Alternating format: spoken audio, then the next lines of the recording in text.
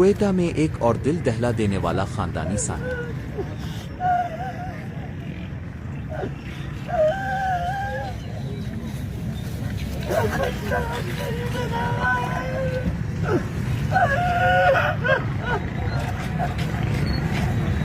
جائیداد کے تنازع نے ایک پورا گھر اجاڑ دیا۔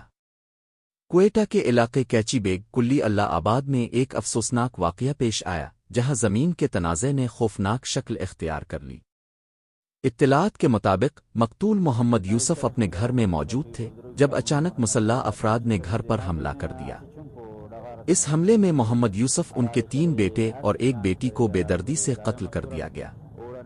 ابتدائی رپورٹس کے مطابق اس واقعے میں قریبی رشتہ داروں، مبینہ طور پر ماموں اور ان کے ساتھیوں کے ملوث ہونے کا شبہ ظاہر کیا جا رہا ہے، تاہم پولیس کی جانب سے تفتیش ابھی جاری ہے۔ ایک جائیداد کا تنازع نفرت میں بدل گیا اور ایک ہی گھر کے 5 چراغ ہمیشہ کے لیے بجھ گئے۔